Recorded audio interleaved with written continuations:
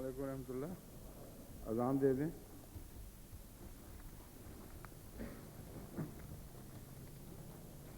اللہ اکبر اللہ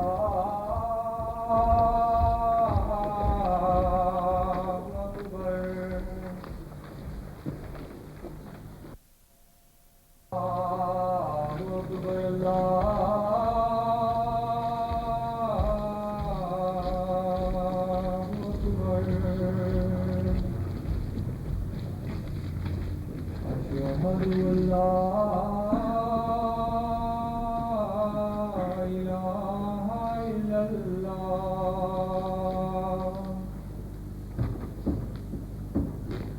أشهد أن لا إله إلا الله أشهد أن محمدا رسول الله أشهد أن محمدا رسول الله حي على الصلاة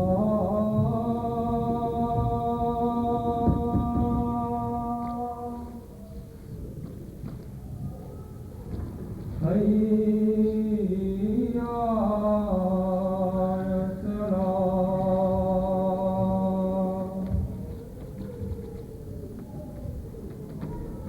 حي على الفلاح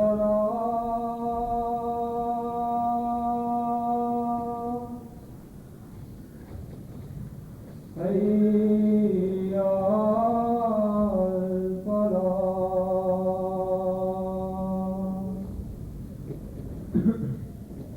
الله أكبر الله أكبر لا إله إلا الله.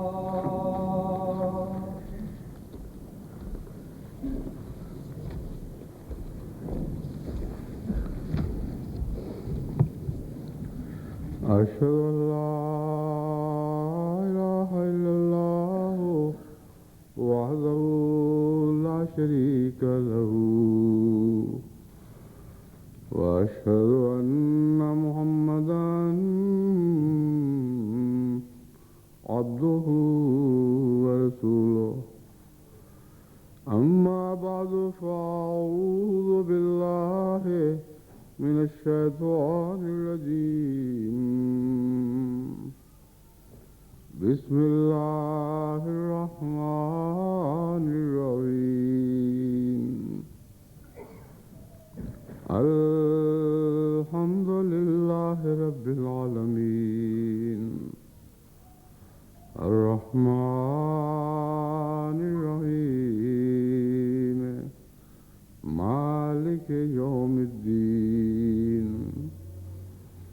إياك نعبد وإياك نستعين. اهدنا الصراط المستقيم صراط الذين أنعمت عليهم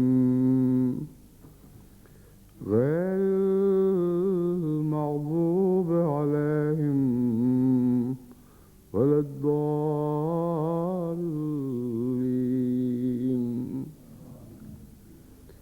قل يا عبادي الذين أسرفوا على أنفسهم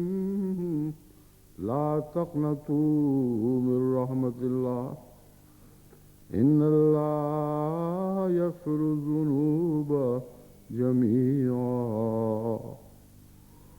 إنه هو الغفور الرحيم. سورة زمر آیت 56.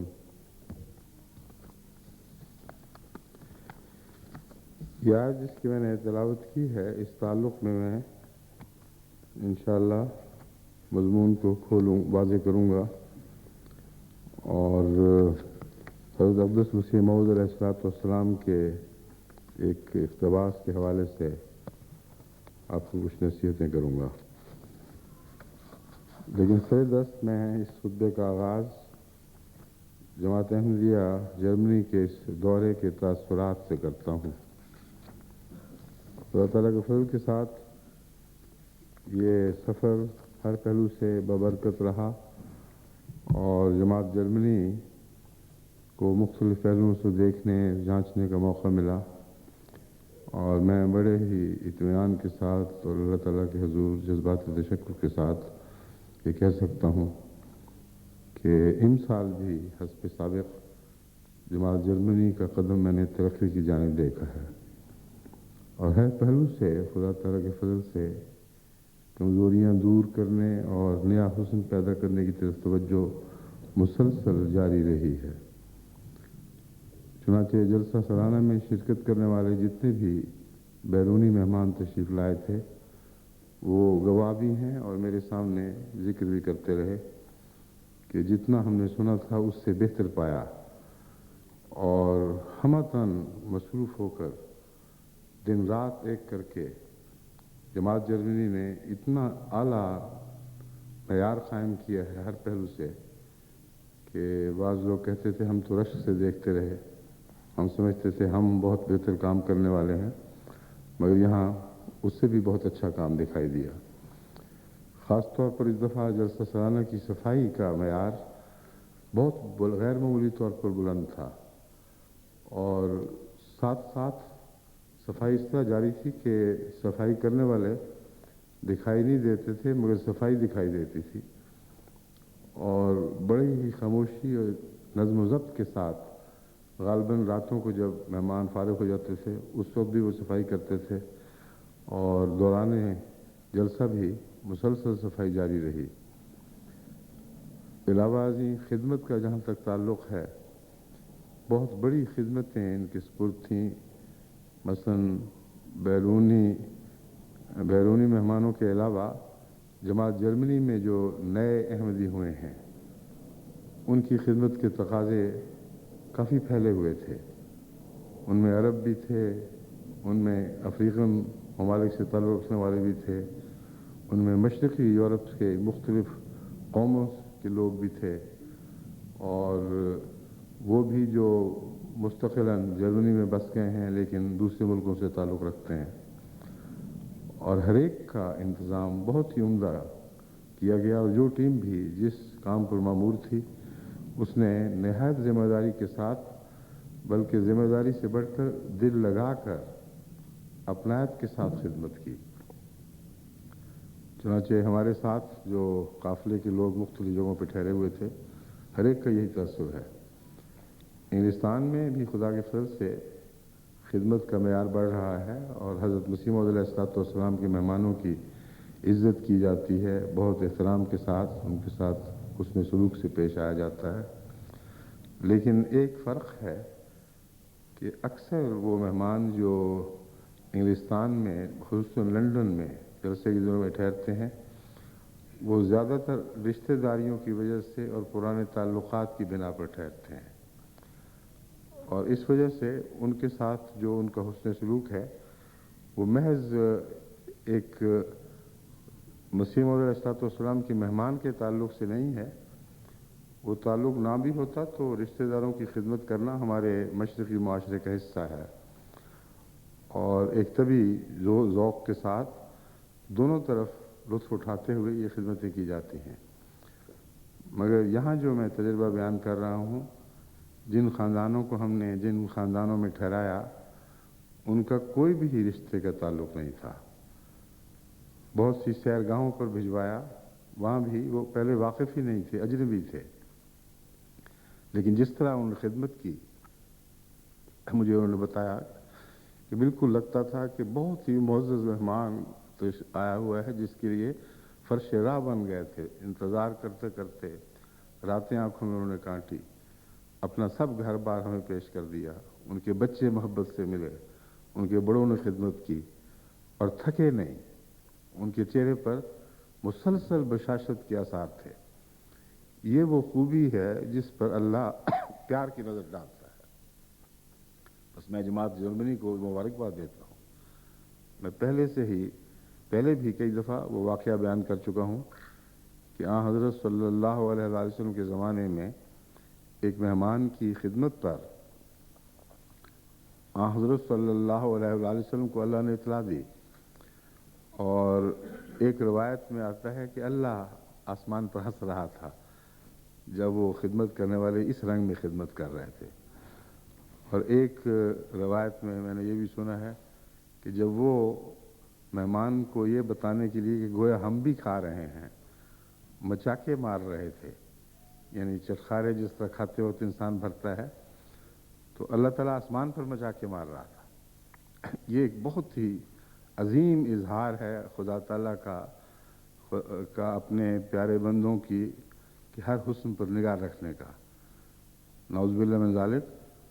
اللہ تعالیٰ تو پٹاخے مچاکے نہیں مارا کرتا، نہ وہ ہنستا ہے ان معنوں میں جن میں ہم ہنستے ہیں۔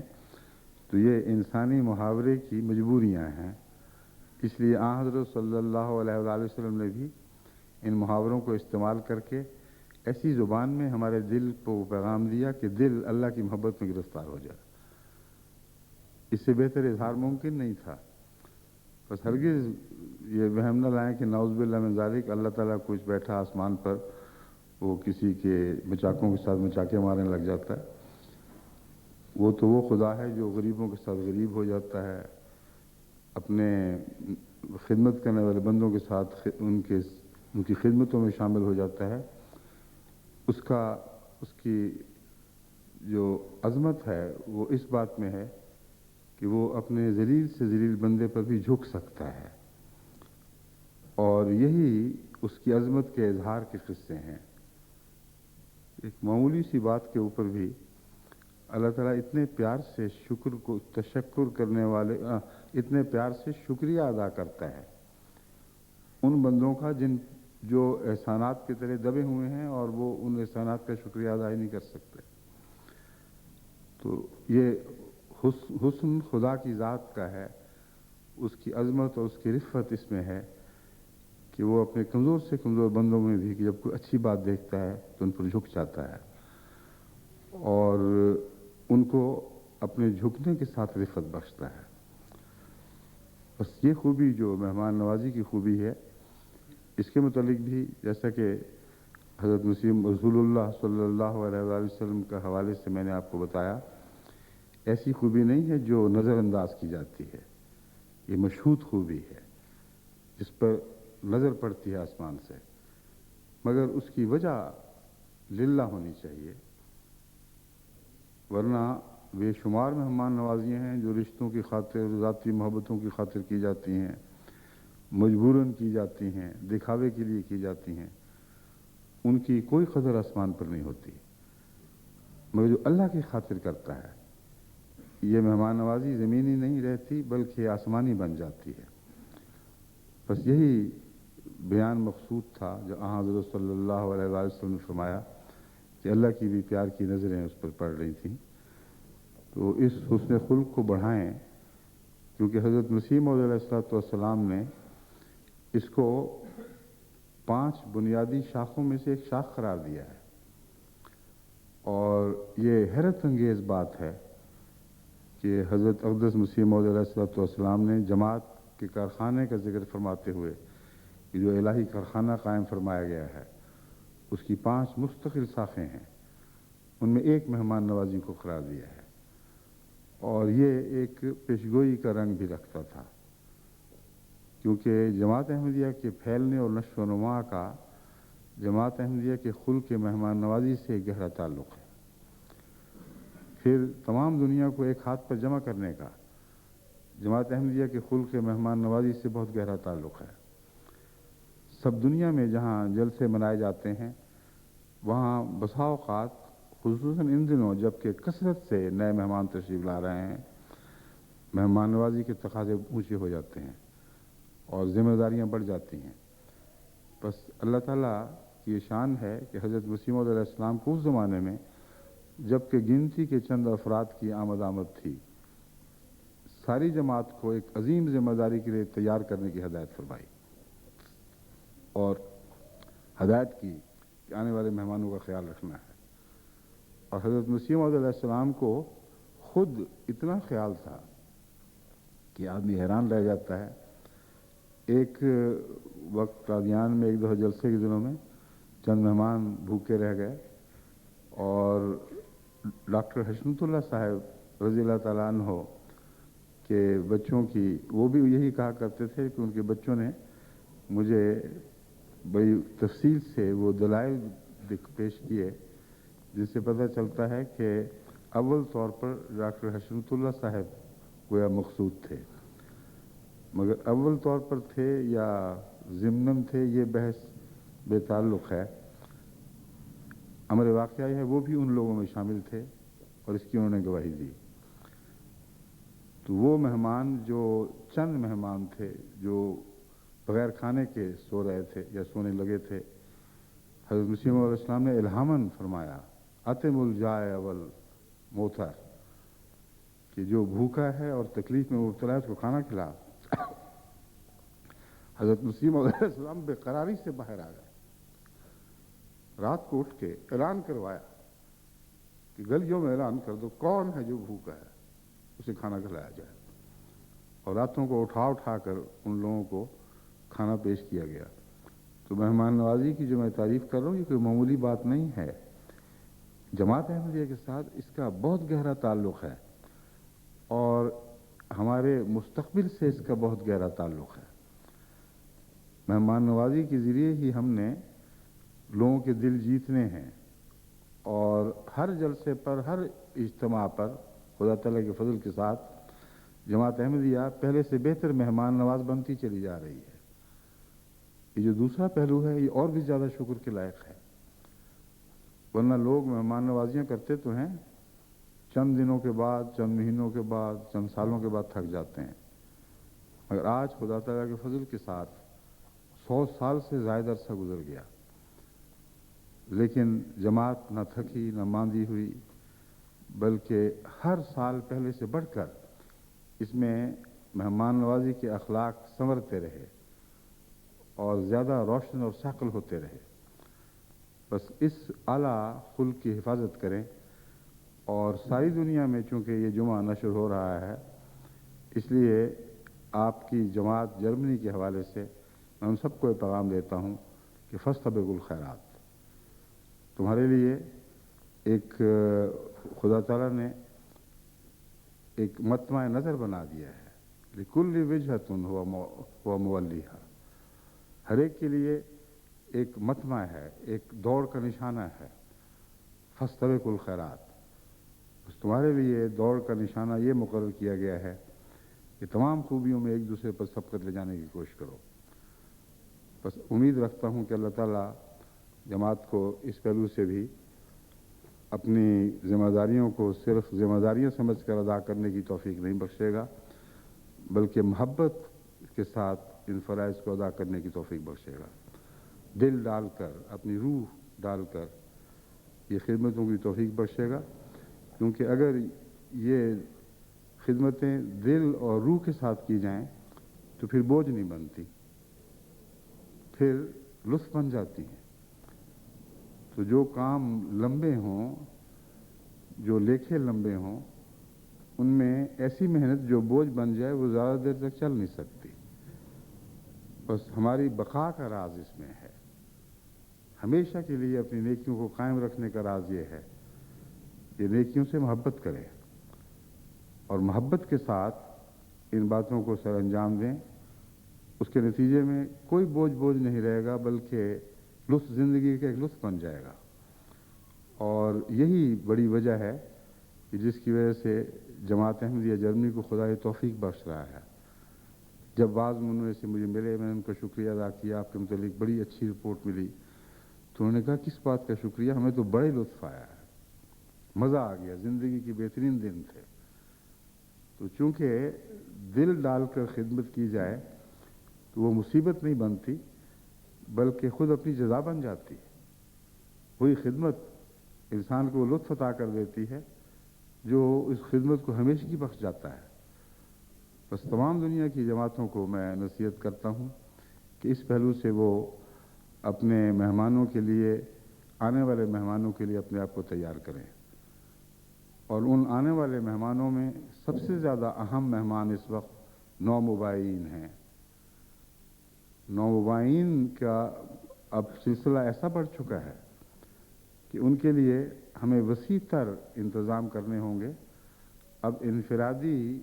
کوشش پر ان کو چھوڑا نہیں جا سکتا۔ اگر اتفاقات پر ان کو چھوڑ دیں گے، انفرادی کوشش پر چھوڑ دیں گے، تو ایک بھاری تعداد ان میں سے ایسی رہ جائے گی جن کو پوچھنے والا، دیکھنے والا کوئی نہیں رہے گا۔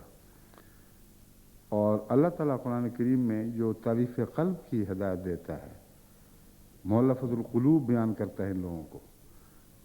یہ وہ لوگ ہیں جو ابتدائی دور میں اگر محبت پالیں تو ہمیشہ کے لیے آپ کے ہو جائیں گے۔ اگر ابتدائی دور میں ان سے سرد مہری کا سلوک ہو اور ان کا کوئی نہ ہو جو انہیں اپنا سکے اور سینے سے لگا سکے، تو بعید نہیں ہوتا کہ یہ لوگ آہستہ آہستہ سرک کر یا پیچھے ہٹ جائیں یا اپنی ایک بے عملی کی سی حالت میں ٹھنڈے پڑ جائیں۔ اور جیسے لوہا گرم ہو تو اس وقت اسے شکلیں عطا کی جاتی ہیں، اور ٹھنڈا ہو جائے تو وہ شکلیں قبول کرنے سے محروم ہو جاتا ہے۔ بس یہی دور ہے جب کہ آپ کی مہمان نوازی کا خلق ایک ایسے اجتماعی رنگ میں ان آنے والے مہمانوں کے دل جیتنے والا بنے کہ جس کے ساتھ منصوبہ ضروری ہے۔ بس تمام جماعتوں کو اس پہلو سے منصوبہ بنانا چاہیے کہ کثرت سے آنے والے نئے احمدیوں میں سے کوئی بھی ایسا نہ رہے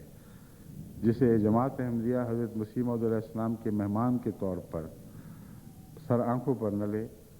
اور جس کی خدمت ایک دلی جذبے سے نہ کرے۔ یہ کچھ دیر کی بات ہے۔ یہ مہمان وہ ہیں جو چند دنوں میں میزبان بننے والے ہیں۔ اگر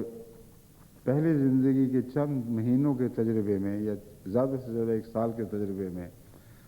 یہ آپ کے حسن خلق سے متاثر ہو گئے، آپ نے ان کی خدمتیں کیں، تو ان میں سے ایسے پیدا ہوں گے جو آپ سے بڑھ کر خدمت کرنے والے ہوں گے، اور آنے والے وقتوں کے بڑھتے ہوئے تقاضوں کو یہ آپ کے ساتھ شانہ بشانہ مل کر پورے کریں گے۔ بس ہر پہلو سے یہ بہت ہی اہم مسئلہ ہے کہ ہم اپنی مہمان نوازی کے خلق کو انفرادی طور پر بھی بڑھائیں اور اجتماعی طور پر بھی ایسا منظم کریں کہ اس کے نتیجے میں آئندہ صدیوں میں جو پھیلے ہوئے تقاضے ہیں ان کو ہم بہترین رنگ میں پورا کرنے والے ہوں۔ اب میں آپ کو اس آیت کریمہ کے حوالے سے کچھ باتیں کہتا ہوں۔ اللہ تعالیٰ فرماتا ہے یا عبادی قل یا عبادی الذین اسرفوا علی انفسہم لا تقنطوا من رحمت اللہ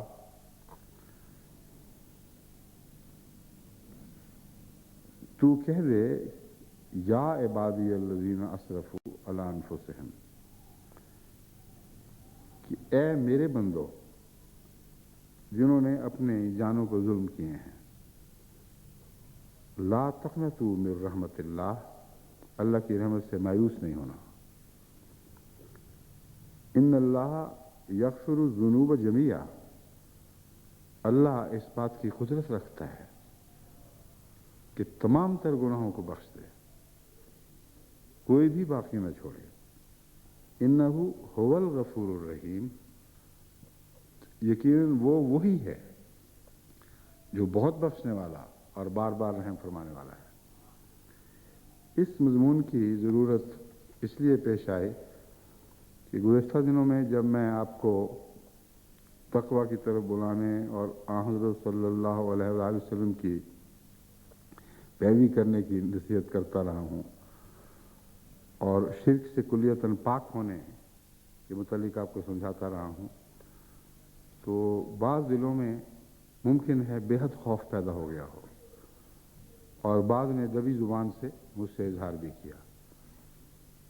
کہ اگر نیکی کی یہ تقاضے ہیں اور اتنی بلندیاں ہیں جنہیں ہم نے طے کرنا ہے، اور بعض صورتوں میں ادنیٰ لغزش بھی ہمیں ہلاک کر سکتی ہے، اگر ہم روزمرہ کی زندگی میں ایک مشفقانہ حالت میں سانس لے رہے ہیں اور بسا اوقات سمجھے بغیر خدا کی محبت کے مقابل پر دنیا کی محبتوں کو ترجیح دے دیتے ہیں اور اپنی نفسانی خواہشات کو دین کے مقابل پر برتر سمجھتے ہیں، اس کو اولویت دیتے ہیں، تو ہمارا بنے گا کیا؟ یہ چیزیں تو وہ ہیں جو ہمیں روزمرہ دکھائی بھی نہیں دیتی، نشاندہی کی جاتی ہے تو پھر کچھ کچھ دکھائی دینے لگتا ہے، لیکن نظر کا ہر روشنی کے درجے کے ساتھ ہم آہنگ ہونا محنت چاہتا ہے، یکدم نہیں ہوا کرتا۔ آپ باہر سے کسی اندھیرے کمرے میں آئیں تو کچھ دیر تک کے لیے کچھ دکھائی نہیں دے رہا ہوتا، پھر رفتہ رفتہ ایک مدھم سی روشنی ابھرتی ہے، وہ پھیل جاتی ہے، دراصل آپ کی روشنی دیکھنے کی صلاحیت بڑھتی ہے، مگر معلوم یہ ہوتا ہے کہ وہ جو کمرہ جو بالکل اندھیرا تھا اس میں کہیں سے رفتہ رفتہ چھن چھن کر روشنی آ رہی ہے اور وہ کمرہ دکھائی دینے لگتا ہے۔ تو انسان جب توجہ کرتا ہے اور محنت کرتا ہے تو خدا تعالیٰ اس کی دیکھنے کی صلاحیت کو روشنی بخشتا ہے، اس کی بصیرت روشن ہو جاتی ہے، کہیں باہر سے اور کوئی روشنی نہیں آ رہی ہوتی اس وقت۔ لیکن وہ لوگ جن کی خدا بصیرت بڑھاتا ہے، پھر بسا اوقات ان کے لیے مزید نور کا بھی سامان کرتا ہے، چنانچہ دونوں طرف سے سلسلہ اس کا مددگار بن جاتا ہے، دیکھنے کی طاقت بڑھتی ہے اور اس کی مدد کے لیے آسمان سے نور بھی اترتا رہتا ہے۔ اور قرآن کریم نے یہی دو سلسلے ہیں جن کا ذکر فرمایا ہے کہ اس طرح انسان رفتہ رفتہ نور کی جانب قدم بڑھاتا ہے، اور دنیا میں اگر خدا کے نور کا کوئی مظہر ہے تو محمد رسول اللہ صلی اللہ علیہ وآلہ وسلم ہے۔ اور اس پہلو سے جب میں آپ سے کہتا ہوں کہ نور کی جانب قدم بڑھائیں تو آن حضرت صلی اللہ علیہ وآلہ وسلم ہی ہمیشہ پیش نظر ہوتے ہیں، لیکن نور تک رسائی بہت مشکل ہے، سوائے اس کے کہ نور آپ تک پہنچ جائے۔ یہ مضمون بہت پیچیدہ اور باریک ہے، مگر اس کا سمجھانا لازم ہے۔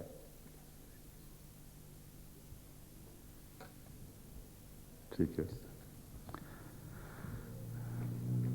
جب آپ کو میں یہ مضمون سمجھاؤں گا تو پیچیدہ نہیں رہے گا، بالکل صاف دکھائی دینے لگے گا۔ امر واقعہ یہ ہے کہ حضرت مسیح موعود علیہ الصلوۃ والسلام نے اسی مضمون کو ہمارے لیے خود واضح فرمایا ہے، اہمیت بھی روشن کی ہے اور ساتھ یہ بھی سمجھایا ہے کہ کس طرح مایوس ہوئے بغیر ہمیں رفتہ رفتہ ترقی کرنی ہے۔ حضرت مسیح موعود علیہ السلام فرماتے ہیں، نہایت ہی بدقسمت ہے وہ انسان جو حق کی طلب میں نکلے اور پھر حسن ظن سے کام نہ لے، یعنی نیت یہ کر کے نکلے کہ میں نے حق تلاش کرنا ہے، یہ حق تک پہنچنا ہے، اور پھر حسن ظن سے کام نہ لے۔ یہاں حسن ظن کا کیا معنی ہے؟ فرماتے ہیں ایک گلگوہی کو دیکھو کہ اس کو مٹی کا برتن بنانے میں کیا کچھ کرنا پڑتا ہے، یعنی وہ جو مٹی کے برتن بنا رہا ہے اس کو اب کبھی آپ غور سے دیکھیں، اور کئی دفعہ میں نے بھی دیکھا ہے، اور بہت ہی دلچسپ نظارہ ہوتا ہے، وہ بہت ہی جاذب نظر چیز ہے، کس طرح ایک مٹی کے گولے کو مختلف شکلوں میں ڈھالتا، اچانک اس کے اندر سوراخ پیدا کرتا، پھر ارد گرد نقوش بھرتا۔ اسکاٹ لینڈ ایک دفعہ ہم گئے تو وہاں رستے میں مٹی کے برتن بنانے والے بہت بڑے ماہرین تھے، تو وہاں کھڑے ہو کر دل ہی نہیں چاہتا تھا کہ اس نظارے کو چھوڑ کر آگے جائیں۔ ربوہ میں ہمارے ایک مٹی کے برتن بنانے والے تھے، ان کے ہاں بھی کئی دفعہ سائیکل پہ جاتے جاتے میں ٹھہر جایا کرتا تھا، تو حضرت مسیح علیہ السلام نے وہی مثال دی ہے جو حسن اتفاق سے میرے دل پر پہلے ہی بہت اثر انداز ہو چکی ہے۔ फरमाते हैं मिट्टी के बर्तन बनाने वाले को देखो। इस मिसाल का इंसान की ज़ात से भी एक ताल्लुक़ है, क्योंकि इंसान मिट्टी से बना हुआ है और मिट्टी से एक बर्तन बनाने वाला उस पर जो मेहनत करता है, अल्लाह ताला ने इंसान पर उससे बहुत ज़्यादा मेहनत की हुई है।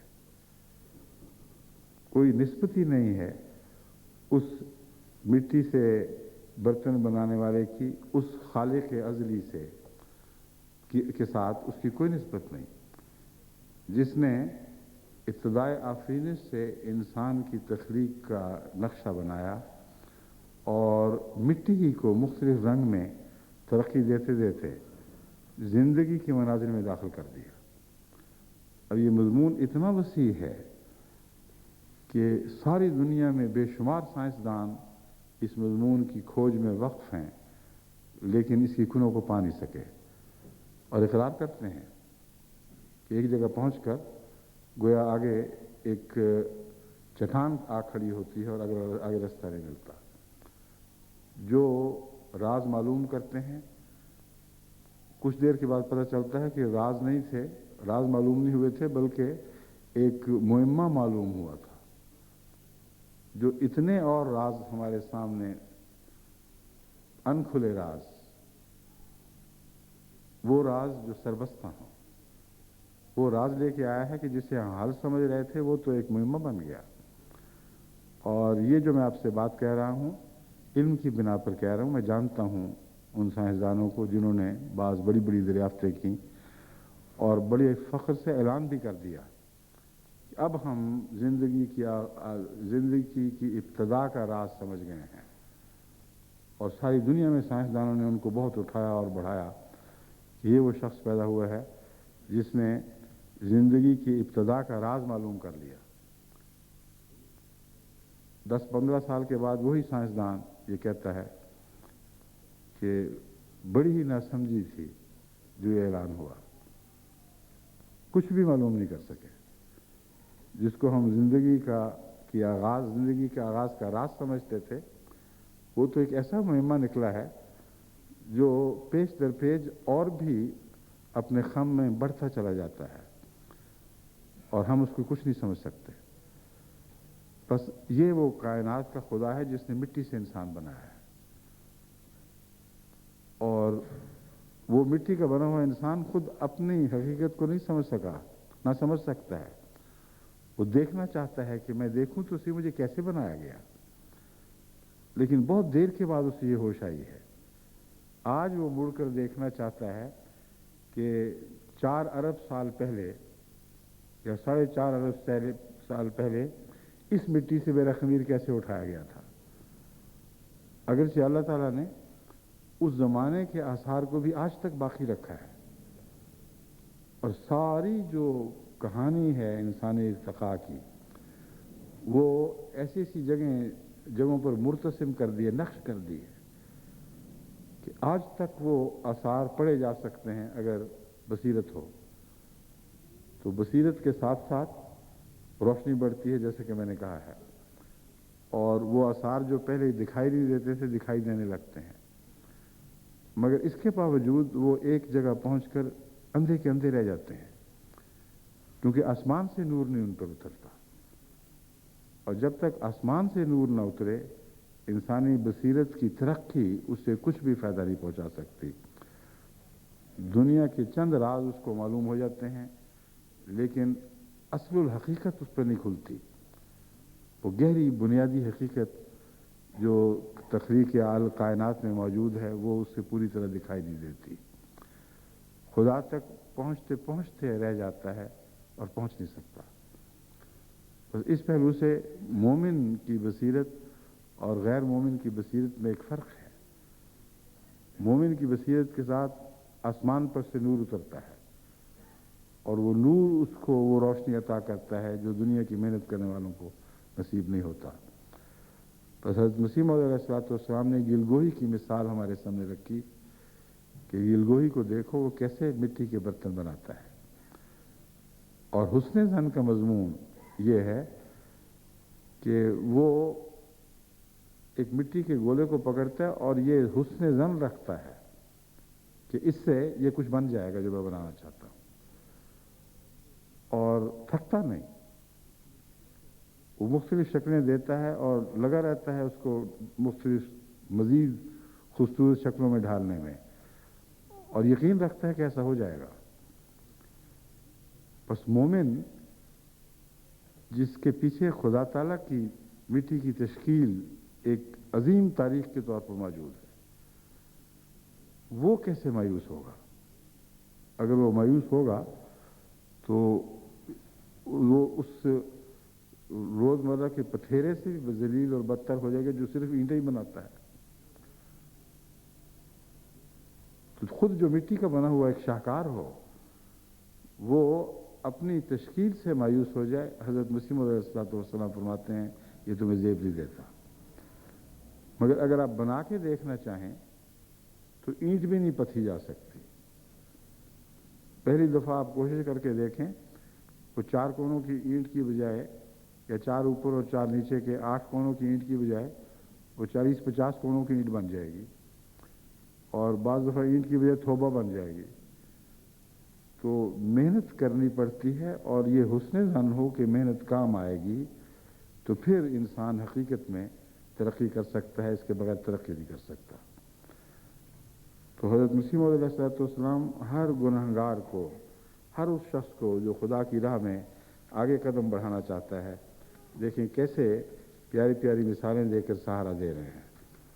फरमाया हुस्न ज़न से काम लो, मेहनत करनी होगी, वक्त लगेगा, बात चीज़ें एकदम हाथ नहीं आया करती, रफ्ता रफ्ता होगा। चुनांचे फरमाते हैं धोबी ही को देखो कि वो एक नापाक और मैले कुचले कपड़े जब साफ करने लगता है तो किस कदर काम उसको करने पड़ते हैं। कभी कपड़े को भट्टी पर चढ़ाता है, कभी उसको साबुन लगाता है, कभी उसकी मैल कुचैल को मुख्तलिफ तदबीरों से निकालता है। ये धोबी की मिसाल भी बहुत ही बरमहल है, क्योंकि इंसान अपने साफ सुथरे लिबास को दागदार कर लेता है और ख़ुद कर लेता है। जब माँ के पेट से पैदा होता है तो गोया गिलगोही ने उस शक्ल में ढाल दिया जो जिस शक्ल में ढालना उसको मकसूद था। बेदाग, पाक साफ, मासूम एक सेहतमंद बच्चा माँ के पेट से जन्म लेता है,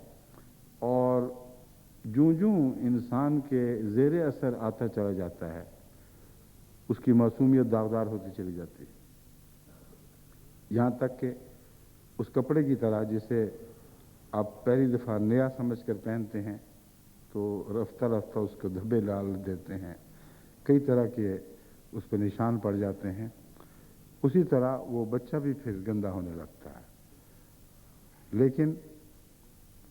बहुत से ऐसे दाग हैं जो मेहनत के साथ धुल जाते हैं,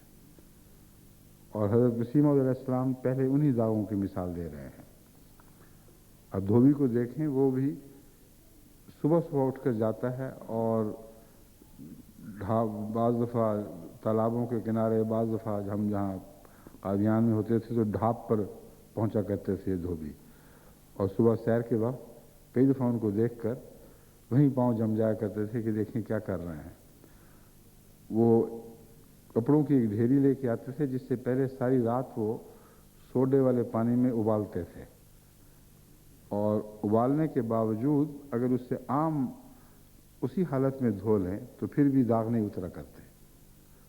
चुनांचे वो उसको उन कपड़ों को पटकता था।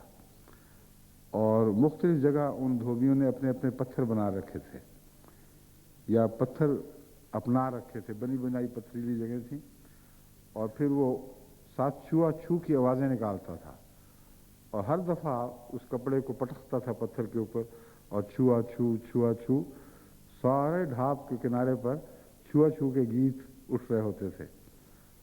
और बड़े दिलचस्प नज़ारा था। मगर बड़ी मेहनत करता था वो, और बार बार पत्थर पर पटकने से फिर वो दाग कपड़े को छोड़ देते थे। तो गुनाहों के दागों की भी तो ऐसी ही कैफियत हुआ करती है। कुछ हल्के और कच्चे दाग होते हैं, कुछ को तो ठंडे पानी से धोकर उसी वक्त मल दें तो उतर भी जाते हैं। ताज़ा गुनाहों की यही कैफियत होती है। दाग जितना पुराना होता जाए उतना ही उसका दूर करना मुश्किल होता जाता है। बस इस मज़मून को हज़रत मसीह मौऊद अलैहिस्सलाम की ज़ुबान में समझें तो आपको बहुत सी मारिफत के राज हाथ आएंगे। पहली बात तो ये है कि आपको खुदा ने जिस मिट्टी से तश्कील दिया है वो एक ऐसा शाहकार है कि उसका आम इंसान बल्कि बड़े से बड़ा साइंसदान भी तसव्वुर भी नहीं कर सकता कि कितना अजीम शाहकार है। उसको तश्कील के बाद फिर आप गंदा करने लगते हैं, उसकी शक्लें बदलने लगते हैं। बाज़ दफ़ा ऐसा मकरूह हो जाता है कि पहचाना ही नहीं जाता कि किस हाथ का बना हुआ था, और फिर उसको दागदार करने लगते हैं। तो जैसे कपड़ा दागदार होकर जब पुराना हो जाए तो फिर वो दाग नहीं मिटते, कपड़ा मिट जाता है मगर दाग नहीं मिटते। वही हाल इंसान का है। तो हज़रत मसीह मौऊद अलैहिस्सलाम फरमाते हैं कि धोबी से भी नसीहत पकड़ो, वो देखो कितनी मेहनत करता है कपड़ों के दाग होने पर, और अगर देर तक वो कपड़ा धोबी के जाए ही ना, अगर उस पर मेहनत की ही ना जाए, तो ऐसे कपड़े के दाग फिर बाज़ दफ़ा उसका हमेशा के लिए जुज़ बन जाते हैं, और उनका मिटना और मिटाना एक अमर महाल दिखाई देता है। मगर इंसान के लिए उस सूरत में भी किसी मायूसी का कोई मकाम नहीं, क्योंकि यह आयत करीमा यही बता रही है कि ए मोहम्मद ये ऐलान कर दे कि ए मेरे बंदो। और यहाँ बंदों का जो हवाला है रसूलुल्लाह सल्लल्लाहु अलैहि वसल्लम अपनी तरफ दे रहे हैं। कुल या इबादी अल्लज़ीना असरफू अला अनफुसिहिम, तो कह दे कि ए मेरे बंदो, यानी जो खुदा के इबाद में दाखिल हो चुके हो और मेरी गुलामी कबूल कर चुके हो, तुम मेरा दामन थाम चुके हो और ये फैसला कर चुके हो कि मेरे पीछे चलोगे। मैं ये ऐलान करता हूं कि मेरा रब इतना अजीम है कि वो हर गुनाह को बख्शने की ताकत रखता है, और वही है जो गुनाहों को बख्शने की ताकत रखता है। और फिर रहीम भी है, जो गुनाह बख्शने के बाद फिर बार बार रहम लेकर आता है और तरक्की के मुस्बित दौर में दाखिल फरमा देता है। इस पहलू से जब आप इस मिसाल को सामने रखें तो अव्वल तो याद रखें कि जितनी देर तक आप अपने गुनाहों पर राज़ी रहेंगे और उनके खिलाफ जिद्दोजहद का आगाज़ नहीं करेंगे, उतना ही आपके लिए उनको दूर करना मुश्किल, दूभर, यहाँ तक कि एक वक्त में नामुमकिन हो जाएगा। यानी इंसानी कोशिशों के बस की बात नहीं रहेगी। फिर आसमान ही से कोई फजल नाजिल हो तो उनको दूर कर सकता है, वरना ज़िंदगी भर फिर आपको उन्हीं दागों में रहना होगा, उन्हीं दागों में दफन होना पड़ेगा। तो इस पहलू से तवज्जो करें कि अगरचे सफ़र बहुत लंबा है और कमज़ोरियाँ बहुत ज़्यादा हैं, मगर मिटाने का सफ़र शुरू हो जाना चाहिए। यानी दागों को मिटाने का सफ़र लाजिमन शुरू हो जाना चाहिए, और जितनी तौफीक मिलती है अपना जायज़ा लेकर इंसाफ की नज़र से, तक़वा की नज़र से ये देखें कि आप में कहाँ कहाँ क्या क्या खामियाँ हैं, और कुछ को आप पकड़ लें, कुछ को पकड़ के फैसला कर लें कि इनको तो मैं लाजिमन छोड़ के रहूँगा, और फिर दुआ करें वस्तईनु बिस्सब्र वस्सलात। अल्लाह ताला ने इसका राज ये सिखाया है कि फिर अल्लाह से मदद मांगना, क्योंकि उसके बगैर तुम कुछ नहीं कर सकते। इस्तईनु बिस्सब्र वस्सलात, सब्र के ज़रिए, यानी उस हुस्न ज़न के ज़रिए कि दाग मिट जाएंगे, और फिर उस कोशिश पर हमेशा कायम रहते हुए वस्सलात और इबादत के ज़रिए नमाज़ें पढ़ पढ़ के खुदा से मदद मांगते रहो, और उन दागों को मिटा के छोड़ो जो बदज़ेब लगते हैं और आपकी नज़र को भी बुरे लगते हैं। ये वो दाग हैं जो बाद में पड़े हैं, जो अभी अभी नए हैं, अभी आप इनको पहचानते हैं, ये बुरी बातें हैं। तो आप समझेंगे कि ये जो नए नए दाग जो मुझे दिखाई दे रहे हैं, इनको साफ करके तो मैं काम से फारुग हो जाऊंगा। लेकिन जब आप इन दागों को दूर करेंगे तो आपको दिखाई देगा कि इनके नीचे छुपे हुए दाग और भी ज़्यादा बदज़ेब थे, बदसूरत थे और ज़्यादा पक्के हो चुके हैं। तो अगर सफ़ेद कपड़े के ऊपर चंद दाग हों तो उसका मिटाना, यानी धोबी की तरह उसको फटक पटक कर पत्थरों पर या उबाल उबाल कर उनका साफ करना निस्बतन बहुत ज़्यादा आसान काम है। मगर इंसान के मामले में ये दाग की तहें हैं जो तह ब तह जमती चली जाती हैं और बढ़ती चली जाती हैं, यहाँ तक कि ऊपर की तह नीचे के दागों को देखने भी नहीं देती। इंसान की नज़र उन ताज़ा दागों पर होती है जो अभी अभी कल परसों की बात है कि वो उन गुनाहों में मुब्तला हुआ और उसकी वजह से उसे वो दाग दिखाई देते हैं। कोई नई बदतमीजी सीखी है इंसान ने तो कुछ दिन तक नज़र आती है कि हाँ, ये मैंने एक नई बदतमीजी सीखी है, और जब वो उसको मिटा लेगा तो उसकी नज़ाफत का मेयार बुलंद हो जाएगा और उस मेयार की बुलंदी के नतीजे में उसको वो बसीरत अता होगी जिसका जिक्र मैंने कमरे के हवाले से किया था। यानी नज़र को आदत पड़ जाएगी दाग देखने की, और वो दाग जो पहले दिखाई नहीं देते थे आप उन मिटते हुए दागों के नीचे देखेंगे तो आप कहेंगे अभी तो बहुत कुछ बाकी है, और उनकी तरफ मुतवज्जे होंगे। और उसके लिए फिर सब्र और सलात की ज़रूरत है। बहुत इस्तिक़ामत के साथ इस अज़्म पहम या अज़्म समीम के साथ कि आप छोड़ेंगे नहीं जब तक इन दागों को मिटा नहीं लेंगे। जब आप खुदा की तरफ मुतवज्जे होंगे, दुआएं करेंगे, सब्र से काम लेंगे, तो एक ऐसा भी वक्त आएगा कि आप उन खुशनसीबों में दाखिल हो जाएंगे जिनके कुछ पुराने दाग भी मिट गए और उनका साथ छोड़ गए। और फिर एक और दागों की मंजिल है, दाग देखने की मंजिल है जो सामने आ खड़ी होगी। गर्जे के सवाए इसके कि अल्लाह ताला गैर मामूली तौर पर किसी को तौफीक बख्शे और वो इस दुनिया में सिद्दीक़ों में दाखिल हो जाए, वरना सालिहियत का सफ़र ही तय नहीं होता। और बसा औक़ात इंसान सालिहियत के झगड़े हल करते करते ही मर जाता है, मगर अगर सालिहियत की मंजिल पर भी मर जाए तब भी वो खुश नसीब है, क्योंकि वो उस गुरोह में दाखिल हो जाएगा माल्लज़ीन अन्अम अल्लाहु अलैहिम मिनन नबिय्यीना वस्सिद्दीक़ीन वश्शुहदाए वस्सालिहीन व हसुन उलाइका रफ़ीक़ा। तो सालिहियत का सफ़र भी बहुत लंबा सफ़र है।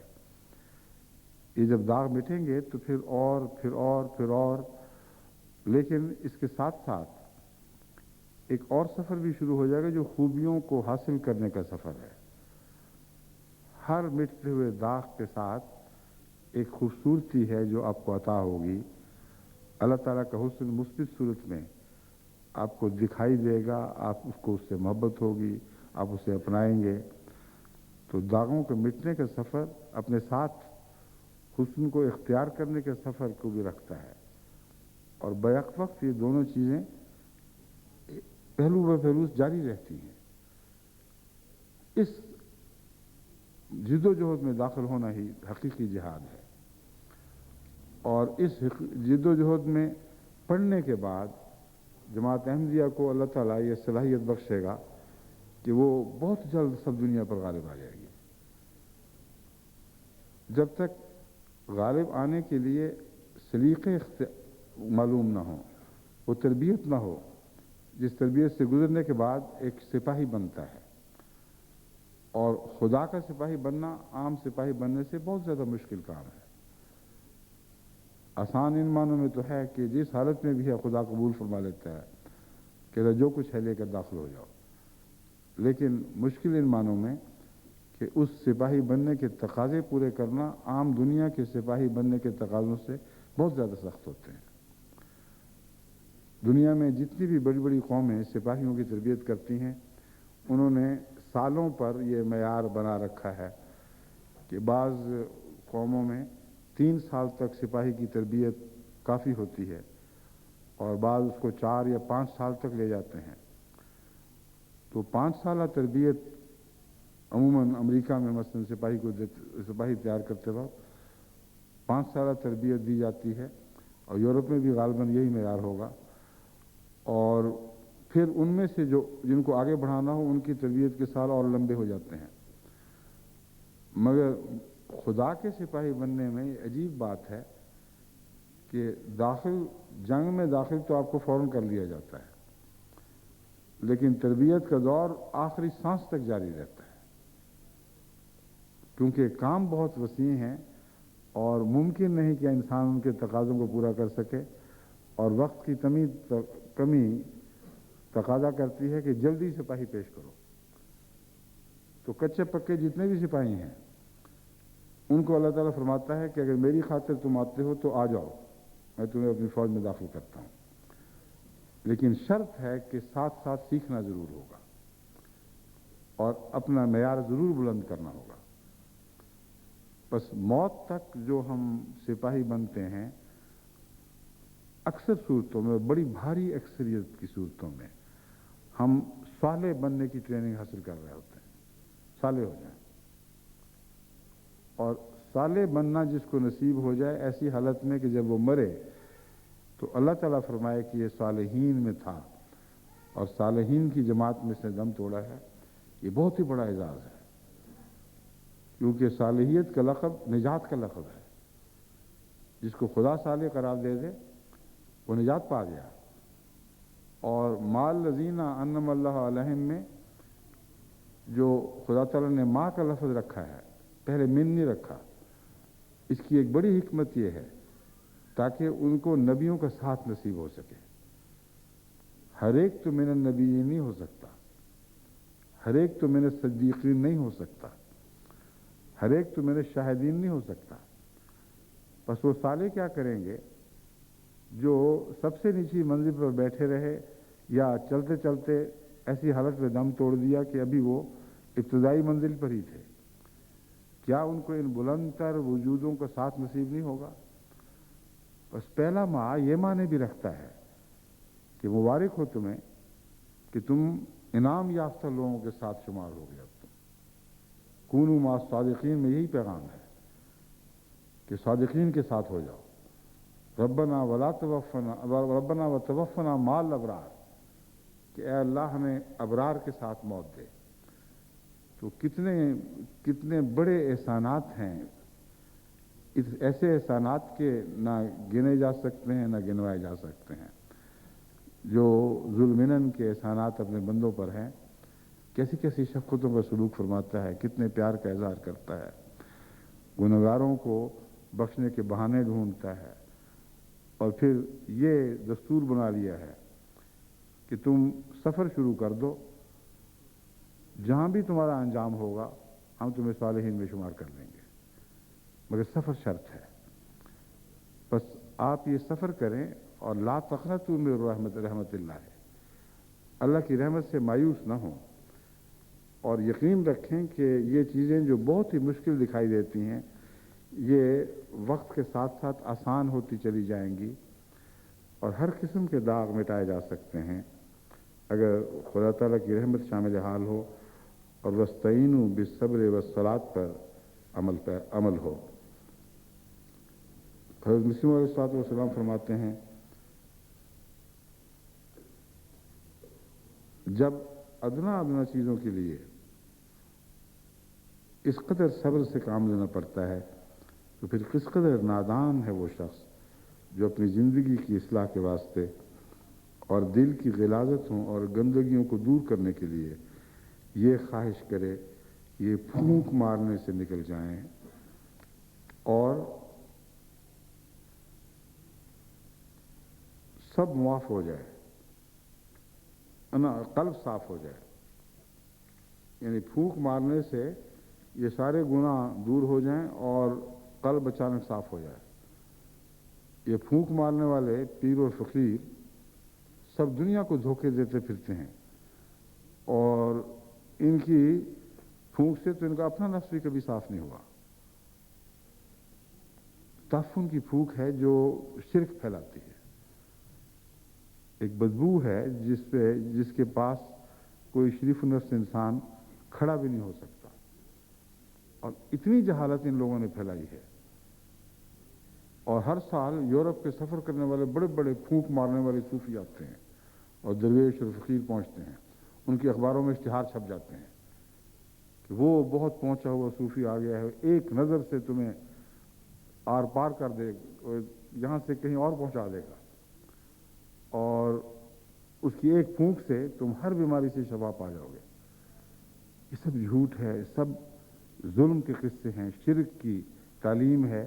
جو دینے آتے ہیں، اور جنت کی بجائے جہنم کی گارنٹی ہوتی ہے۔ یہ کہنا ان کے لیے جائز ہے کہ ایک پھونک میں ہم تم جہنم میں پہنچا دیں گے۔ احمدیت نے خدا تعالیٰ کے فضل، اللہ کے فضل کے ساتھ آپ کو ان اندھیروں سے نکالا ہے۔ اتنا بڑا احسان ہے، کیونکہ انسان اس پر غور کرے تو وہ ساری عمر یہ شکر ادا کرتے کرتے مر جائے تو شکر کا حق ادا نہیں ہو سکتا۔ خدا نے آپ کو کہاں پیدا کر دیا، کس روشنی میں پیدا فرما دیا ہے۔ امام مہدی کا زمانہ عطا کیا، اس کی جماعت میں داخل کیا، اس کی جماعت میں شامل ہو کر خدا تعالیٰ اپنے محض اللہ نے اپنے فضل سے آپ کو مزید ترقیات کی طرف قدم بڑھانے کی توفیق بخشی۔ تو یہ بہت احسانات ہیں جو جس نے آغاز سفر کے سامان مہیا کیے ہیں، لیکن یہ سفر کا انجام نہیں ہے۔ یہ بات ہے جو میں آپ کو سمجھانے کی کوشش کر رہا ہوں، آئندہ بھی سمجھاتا رہوں گا کہ احمدیت ایک بہت بڑا احسان ہے۔ اندھیروں سے نکل کر آپ آئے ہیں، لیکن روشنی میں پہنچ کر سفر ختم نہیں ہوا، بلکہ روشنی میں پہنچ کر سفر کا آغاز ہوا ہے، اور توحید کا سفر لامتناہی ہے۔ اپنے نفس کو شرک سے پاک کرنے کا سفر لامتناہی ہے۔ ان معنوں میں لامتناہی ہے کہ وہ جو خدا کی طرف سے توحید کے نور سے مزین نہیں کیے جاتے، روشن نہیں کیے جاتے، یعنی انبیاء کا گروہ، ان کے سوا باقی ہر طبقے کے بزرگوں اور نیکوں کے لیے توحید کے متعلق محنت کرنی پڑتی ہے، مسلسل محنت کرنی پڑتی ہے، اور توحید کے تقاضوں کو پورا کرنے کے لیے اس لیے یہ سفر لامتناہی رہتا ہے کہ آئے دن کوئی نہ کوئی شرک کا حملہ ان کے اوپر ہوتا ہی رہتا ہے۔ کبھی اولاد کی طرف سے ابتلا آ گیا، کبھی نظام جماعت کی سزا کے طور پر ابتلا آ گیا، کبھی مالی ابتلا آ گیا، کبھی قریبوں کی موت ابتلا بن گئی۔ تو انسانی زندگی میں جو توحید کا سفر ہے وہ بظاہر مکمل ہونے کے باوجود ایک انسان یہ سمجھ بھی لے کہ میں توحید کامل پر قائم ہو گیا ہوں، پھر بھی یہ سفر مکمل نہیں ہوتا، کیونکہ ہر طرف سے اس پر حملے ہوتے چلے جاتے ہیں، نئی نئی آزمائشیں آتی چلی جاتی ہیں، نئے نئے امتحان درپیش ہوتے ہیں۔ تو اللہ کرے ہمیں ان سب تقاضوں کو پورا کرنے کی توفیق عطا ہو، کیونکہ ہم پر ذمہ داریاں بہت ہیں، بہت بڑے کام ہیں جو ہمارے سامنے ہیں۔ اللہ تعالیٰ نے جو فضلوں کی رفتار بڑھا دی ہے، اسے دیکھ کر جہاں روح سجدہ ریز ہو جاتی ہے وہاں خوف بھی پیدا ہوتا ہے کہ خدا تعالیٰ نے ہم سے بڑی توقعات رکھی ہیں۔ کہاں 8-10 ہزار احمدیوں کا سال بھر میں ساری دنیا بھر میں جماعت میں داخل ہونا، یعنی غیر احمدیوں کا احمدی بننا یا غیر مسلموں کا مسلم بننا، کہاں 16 لاکھ کا ایک سال میں مہمان بن کر چلے آنا۔ تو میں یہ سمجھانا چاہتا ہوں کہ اللہ نے ہم پر نظر رحمت فرماتے ہوئے ہم سے توقعات رکھی ہیں، اور جتنے فضل عطا کیے ہیں اتنی ہی ہم سے توقعات بڑھ گئی ہیں، جس کا مطلب یہ ہے کہ خدا کی نظر میں ہم اصلاح پذیر ہیں، خدا تعالیٰ کی نظر میں ہماری وسعتیں پھیل رہی ہیں، ہماری صلاحیتیں بڑھ رہی ہیں، اور ان کے مطابق اس کے فضل نازل ہو رہے ہیں، ان کے مطابق ہماری توقعات، ہم سے توقعات اونچی ہو رہی ہیں۔ بس دعا کرتے رہیں اور تھکے بغیر، پیچھے مڑ کر دیکھے بغیر مسلسل قدم آگے بڑھاتے رہیں۔ اللہ آپ کا حامی و ناصر ہو، اور خدا ہم سب کو جو آج زندہ ہیں اس آنے والی صدی کا امام بنا دے۔ اللہ کرے کہ ایسا ہی ہو۔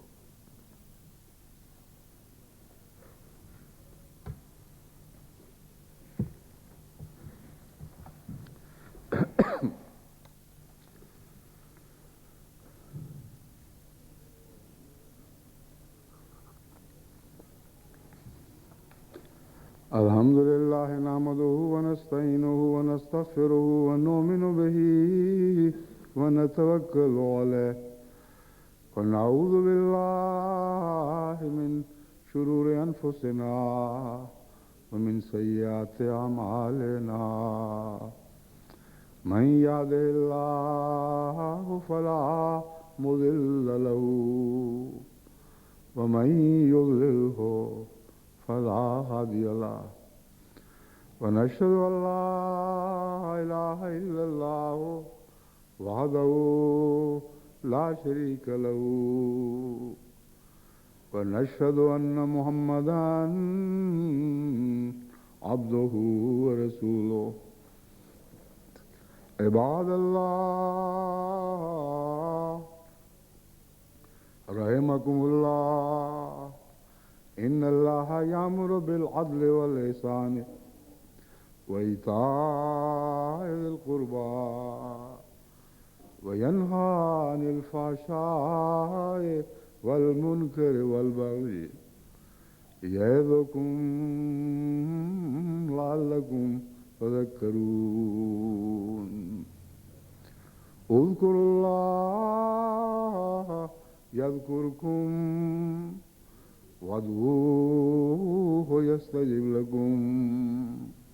ولذكر الله أكبر